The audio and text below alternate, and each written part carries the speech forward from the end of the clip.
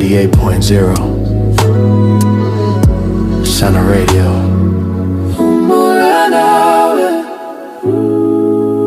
Time to heal. Time to breathe. Time to feel alive again. Center Radio, where your heart finds peace. Yeah, yeah. Ama.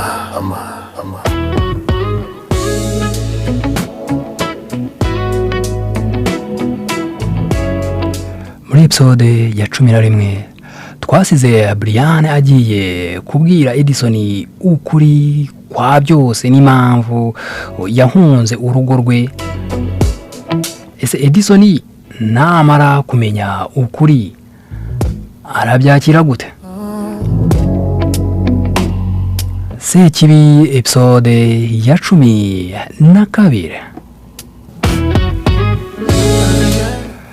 Nahisemo kumubwira ukuri kwa byose, kw'ibintu byose, harimo n'uwari umugabo wanjye nyakuri. Edison yari amaze kunyereka ineza, kandi nari nzi ko kumuhisha ukuri bishobora kumushyira mu kaga, kandi akaga gakomeye cyane. Umugabo wanjye yari umuntu usanzwe, kandi umuntu wese wari kumuba hafi yagombaga kugira ibibazo, harimo nanjye.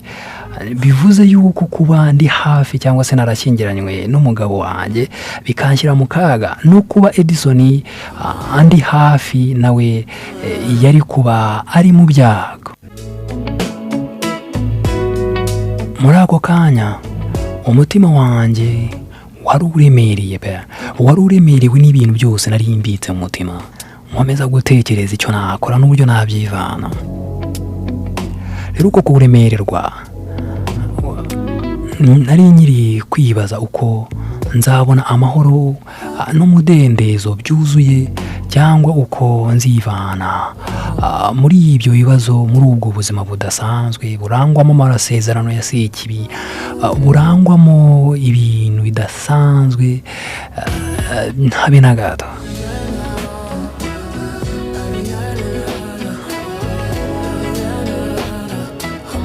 Nuko natangiye kumubwira inkuru yanjye yose nyihiriye mu mizi, ntangira kumubwira ukuri kwa byose. Namubwiye uko nahuye na Eva, uko yagaragaraga nk'umuntu utuje kandi ushishikaje, cyangwa se ufite igikundiro. Nuko yagiye agenda anyigarurira buhoro buhoro, mvaho mba uwe burundu. Rero namusobanuriye uko twakundanye amezi make, ibintu byose bigasa n'ibyikoze, kugeza ubwo twaje gufata umwanzuro wo gushyingiranwa. Mu ntangiriro rero byasaga naho nabonye umugabo w'inzozi zanjye, ariko nyuma y'ubukwe ibintu byose byatangiye guhinduka. Ntangira kubona ibintu bidasanzwe mu rugo rwacu.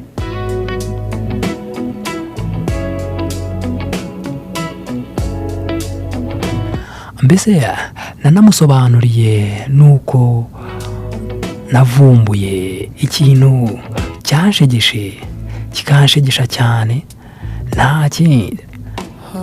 Namubwiye ukuntu mu mafoto y'ubukwe bwacu yose isura ye itagaragaraga habe na gato, ndetse hamwe na hamwe ugasanga agaragara afite umutwe w'igitarangwe. Rero nakomeje musobanurira ko mu ntangiriro nabanje gutekereza ko ari ikibazo cya kamera, cyangwa se ari ikosa ryabayeho batunganya amafoto. Ariko uko nagendaga nitegereza nkora isuzuma ryanjye neza, niko narushagaho kujya mu rujijo, muri ayo mafoto umubiri we ntiwagaragaraga ahantu aho ariho hose habe na gato, ndetse mu isura ye yagerageza kugaragara ugasanga afite umutwe w'igisimba. Rero ibyo byatumye ntangira kwibaza byinshi no gukurikiranira hafi ibintu bidasanzwe byaberaga mu rugo rwacu.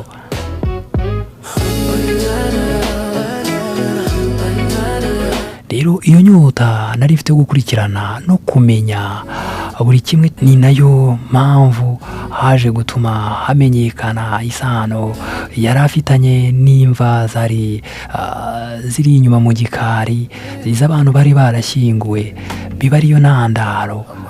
Menya byose ndavuga se byaba bifitanye isano no kubura mu mafoto cyangwa se no kuba afite umutwe w'igisimba.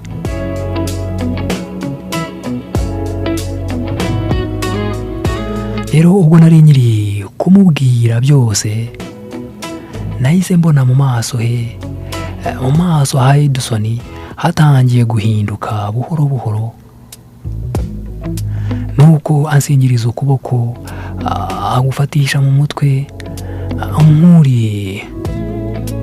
muri kugerageza gusobanukirwa ibyo nari ndi kuvuga. Nuko aravuga ngo ni ukuri nkwitayeho Brian, ariko nanone uracyari umugore w'undi mugabo. Rero sinshaka kwivanga mu buzima bw'umugore w'abandi. Oya, si uko nguko mbayeho, ntabwo ari uko mbayeho, ntabwo njya nivanga mu buzima bw'umugore w'abandi. Mu mutima ntushaka kwivanga. Wisamye wasandaye, ariko nanone amagambo ye yaravuze yamvunnye umutima cyane, ntangira kwibaza byinshi. Yarongeye arambwira ati, ushobora kuguma hano igihe icyo ari cyo cyose ushaka, ariko nanone ugomba guhagarika ibyiyumvo wari umfiteho, cyangwa nanjye nkahagarika ibyiyumvo nari ngufiteho.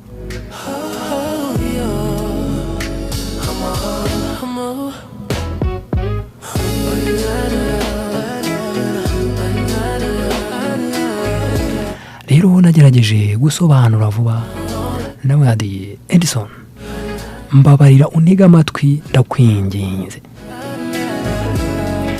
Nubwo twabanye igihe cyose nta bana dufitanye, uwo mubano wacu nta musaruro wigeze utanga. Umugabo wanjye si umuntu mwiza, ni umuntu uteye ubwoba. Edison,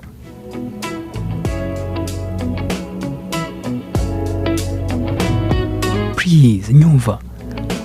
Rero Edison yahise azunguza umutwe buhoro. Niyo mpamvu ngomba kwirinda kukwegera cyane.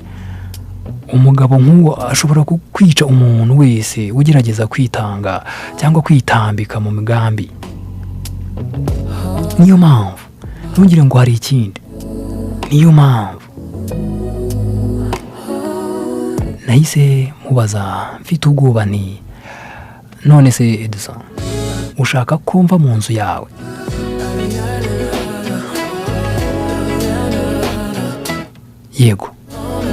Yego, niba utubahirije amategeko ndi gushyiraho muri iyi nzu, niba utubahiriza amategeko yo muri iyi nzu rwose, yego rwose wagenda, urugi rurafunguye.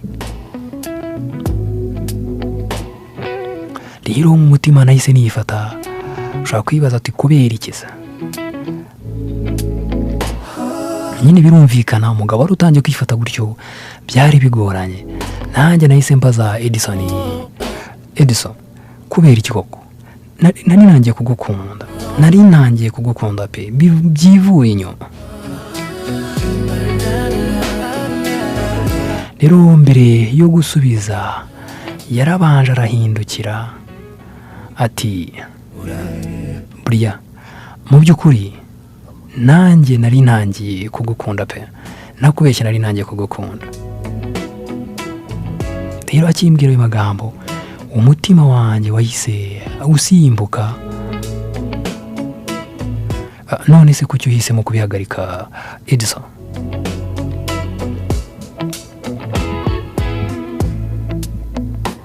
buriya tugomba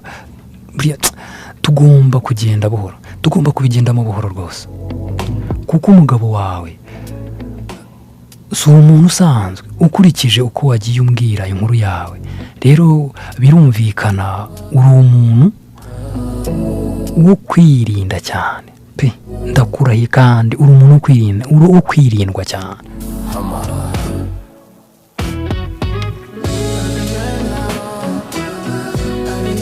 Rero nyuma yaho nawe yaje kumbwira inkuru ye, inkuru y'ubuzima bwe. Buriya reka nanjye nkubwire inkuru yanjye gato.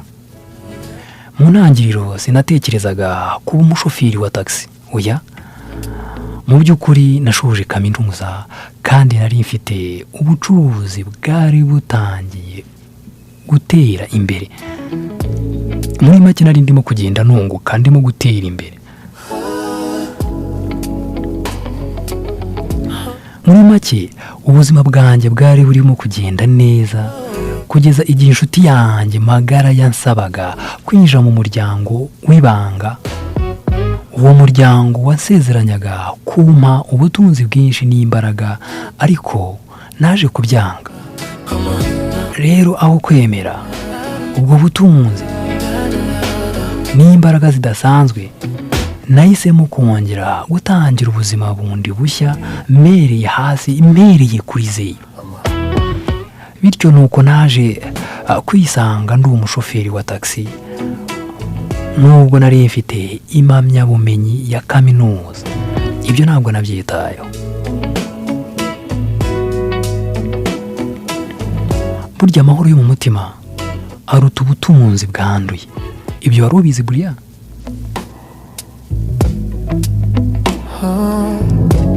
Rero kumva inkuru ye byatumye ndushaho kumwubaha ndetse no kumuha agaciro. Nahise niyumvisha ko ari Imana yatumye duhura. Mu mutima wanjye numvaga ko hari ikintu cyihariye cyari kimurimo, cy'imbaraga, imbaraga zikomeye, imbaraga z'Imana kandi zihagije, zishobora guhangana n'imbaraga z'umwijima, n'imbaraga z'umwijima umugabo wanjye akoresha.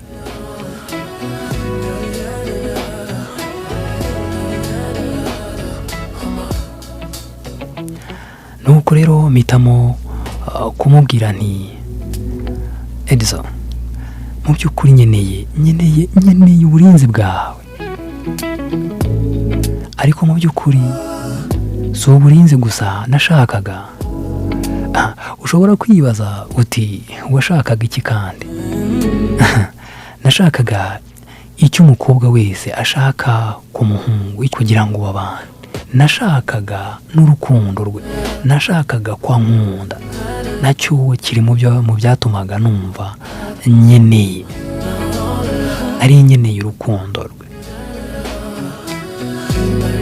kuko niwe mugabo wenyine watumye nongera kumva mfite umutekano. Kuva nahura nawe, kuva nagera mu nzu ye, ibintu byose byarahindutse. Inzozi mbi zajyaga zimbuza amahwemo, zimbuza gusinzira, zatangiye kugenda imwe ku yindi ziyoyoka. Ntangira kujya nsinzira neza. Buri joro nahoraga mbona ikintu gitangaje kuri we. Buri joro Edison yarabyukaga agafata Bibiliya ye akicara agasoma ijambo ry'Imana. Nyuma yo gusoma Bibiliya agafunga amaso, agapfukama, agasenga nk'iminota hagati ya 20 na 30. Rero nubwo yanyitagaho neza, yatangiye kujya anyirinda, hagati yanjye nawe agashyiramo intera. Yakomeje kungurira ibiryo no kwita ku mibereho yanjye, ari nako ngurira utwenda, ari nakanzanira utuntu nyine nkenerwa tw'umugore, ariko akirinda gukora ibirenze ibyo hagati aho umugabo wanjye ntiyigeze amamagara cyangwa ngo aze kundeba anshakishe, cyane ko nari narahinduye nimero ya telefone nubwo nta telefone nari mfite. Ariko mu mutima wanjye numvaga ko Iva adakeneye telefone ngo amenye aho ndi cyangwa aho merereye mu gihe yaba yanshaka. Hari igihe numvaga ameze nk'uri kundeba, atari ku mubiri gusa ahubwo no mu mutima wanjye.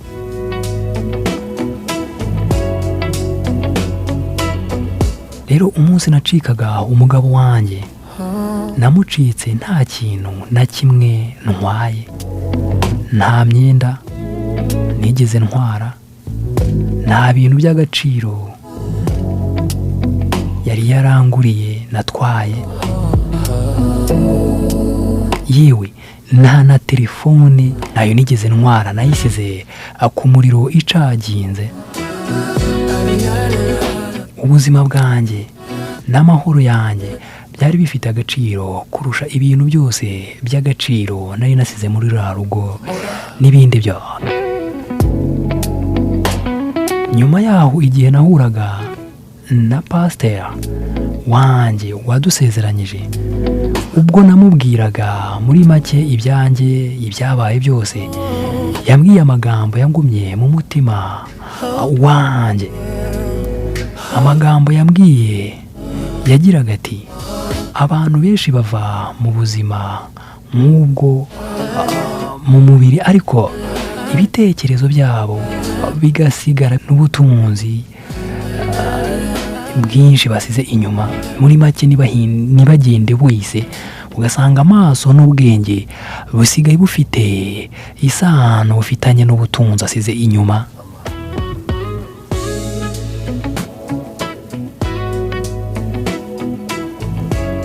Rero yakomeje kumbwira ko njye nagiye mfite umubiri wanjye n'umutima wanjye gusa,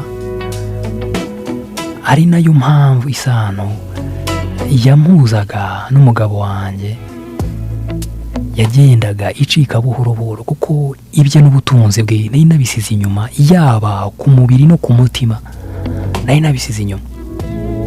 Rero yasobanuriye ko ikintu cyonyine cyamuhuzaga njye na Iva ari ubukwe bwonyine gusa. Ibyo nabyo byatumye numva ari ikibazo.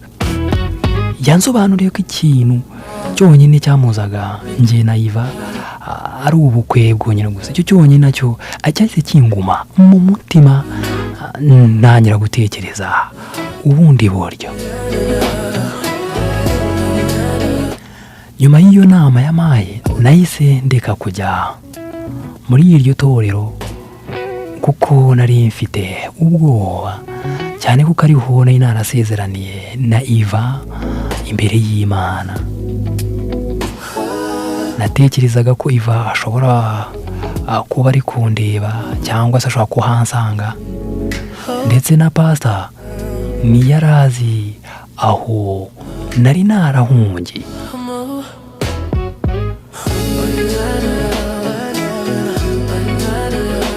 Ariko nanone nari nyiri kumwe n'umugabo wanze kunkuraho.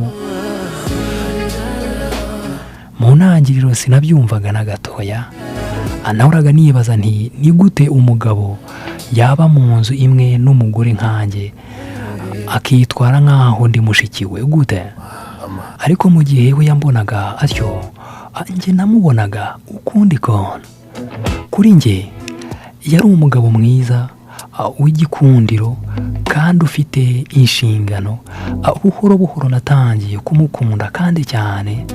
Sinifuzaga ko hari undi mugore waza mu buzima bwe, nifuzaga ko ari njye wegukana umutima we njyenyine.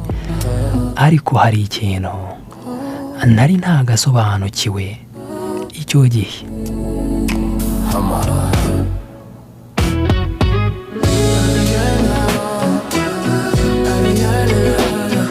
Ibyo byiyumvo nari mfite ntibyari bisanzwe. Hari igihe cyageraga nkumva mwifuje cyane kurenza urugero. Hari n'igihe numvaga icyifuzo cyo kumwegera gikomeye cyane,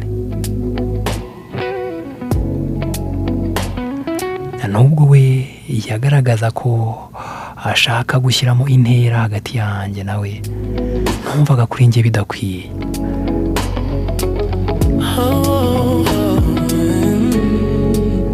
Byasaga naho hari imbaraga zidasanzwe zari ziri kuyobora amarangamutima yanjye. Karabayida, ibi si ni iki?